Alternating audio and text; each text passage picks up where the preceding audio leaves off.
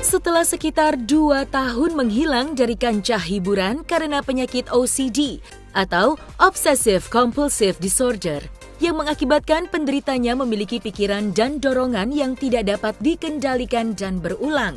Kini, Aliando Syarif kembali hadir lewat perannya dalam sebuah film layar lebar yang tentu saja diharapkan mampu mengobati kerinduan para penggemarnya dan membuat Aliando kembali percaya diri untuk comeback meski masih dalam perawatan dan konsumsi obat secara teratur. Aliando yang kemarin hadir dalam acara jumpa pers bersama dengan para pemain lainnya juga mendapatkan sambutan hangat dari aktor senior Indro Warkop. Om Indro sampai berkali-kali memeluk Aliando sebagai tanda kebahagiaan dalam menyambut kembalinya Aliando ke kancah hiburan. Hadir juga dalam acara itu Prilly Latuconsina yang dulu pernah sangat dekat dengan Aliando. Namun ada yang berbeda nih, kali ini saat Prilly terkesan dingin dan biasa saja dalam melihat Aliando kembali bermain film. Lantas, bagaimanakah Aliando menceritakan pengalamannya selama sekitar 2 tahun menghilang dari dunia yang telah membesarkan namanya? Dan mengapa Prilly yang pernah dekat dengan Aliando malah terkesan seperti acuh tak acuh?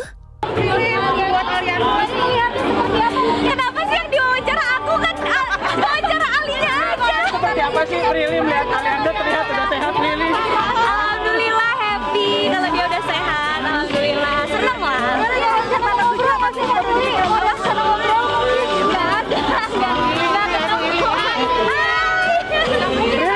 Supportnya sebagai teman melihat Aliando sudah Ya happy lah dia udah aktivitas lagi. tapi kan memang kondisinya juga belum sembuh 100%.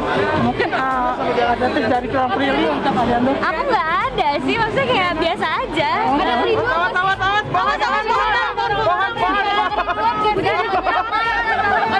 Ada kerinduan nggak sih Prilly? Di umum gitu Prilly. Ada gak ya? Prilly ada yang ingin diucapkan ke Aliando Prilly? Nggak ada yang mau diucapkan. Mungkin sedikit aja. Gimana nih? Ada rasa kangen gak sih? Biasa aja sayang.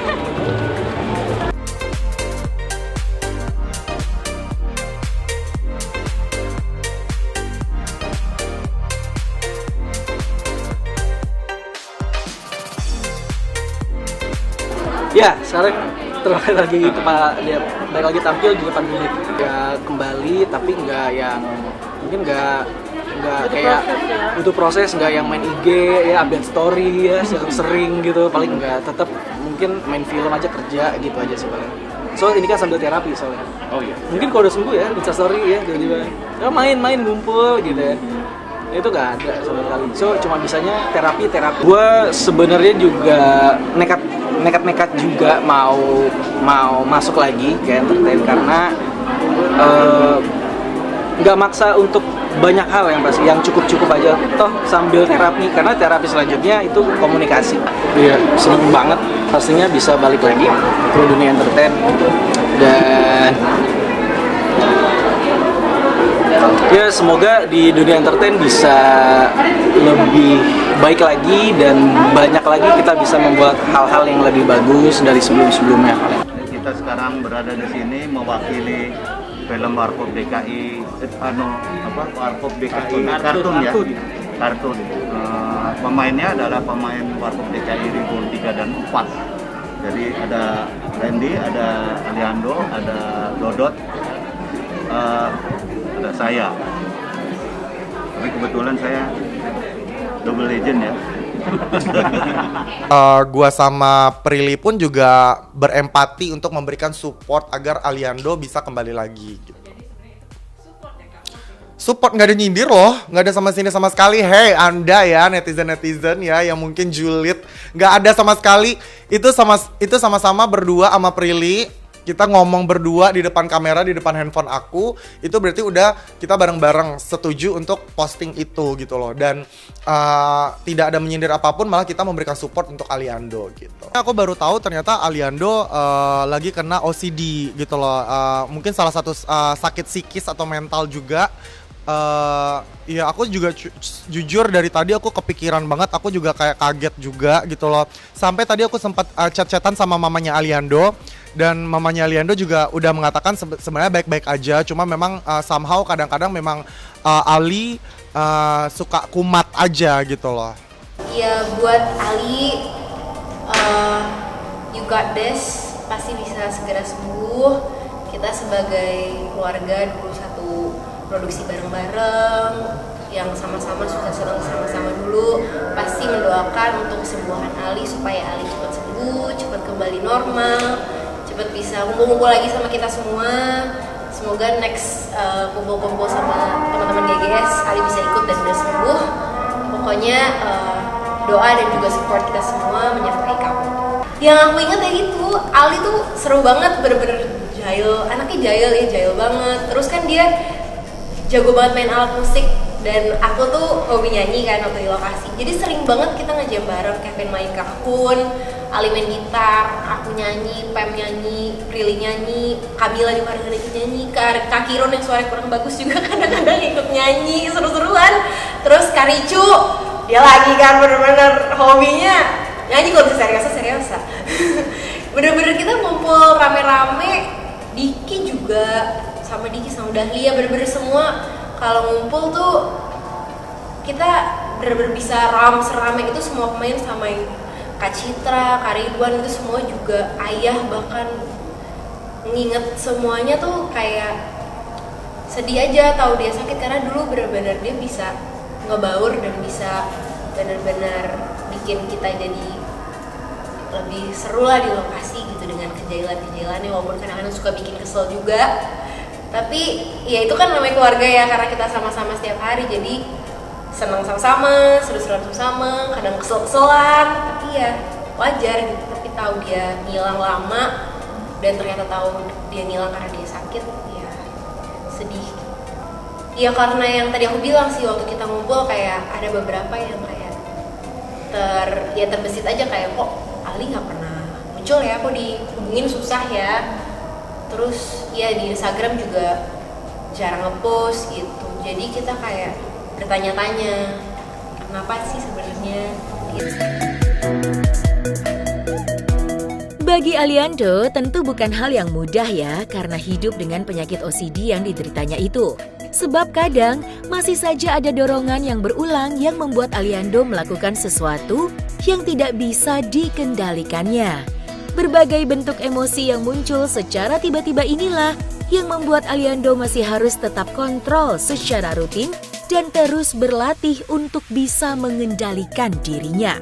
Lantas, seperti apa masalah yang dihadapi Aliando saat penyakitnya sedang kambuh? Dan bagaimanakah bentuk dukungan dari teman-teman agar Aliando mampu mempercepat pemulihannya? Ketika di depan yang terjadi, alhamdulillah bisikannya udah nggak ada, cuma hanya kontrol emotion kali ya, kontrol emotion, karena tiba-tiba ada emosi yang nggak gue panggil tuh ada. Tiba-tiba emosi itu kan berbentuk macam-macam tuh, ada emosi marah, sedih. Nah ini tuh yang sering muncul tuh emosi marah. Emosi marah sering muncul yang gak gue panggil dan tiba-tiba tuh menyerang orang-orang. Jadi harus banyak keluar, harus banyak ngobrol sama orang, harus bisa ya berkomunikasi lagi. Terapi akhirnya mungkin itu. Kalau misalkan masih, ya udah kita back into step awal gitu. Bahkan sekarang masih tetap kontrol, ngapa-ngapain itu masih kontrol diri, karena di dalam diri ini tuh ada disebutnya ego alien disebutnya. Apa tuh kali? Ego alien itu namanya ego dystonik. Jadi dia tuh bermain di dalam sebuah emosi. Jadinya semua hal yang ada di pikiran, yang ada di perasaan, itu semua campur aduk yang nggak kita gerakin. Jadi otak dengan perasaan tuh nggak sinkron. Ramadan ini cukup ekstrim karena agak sedikit, dia masih dalam OCD, jadinya agak kesiksa sedikit karena gue gampang marah tiba-tiba. Karena marahnya tuh lebih kepada diri sendiri, tapi tiba-tiba tuh meledak, tiba-tiba di dalam diri tuh gitu aja, tiba-tiba. Tapi ya udah, tapi masih bisa kontrol semuanya. Kalau marah-marah sih tetap kontrolnya pada keyakinan lagi. Kalau balik lagi, kita kan ada beberapa lapis tuh. Jadi yang kena itu kan cuma beberapa lapis dari mental.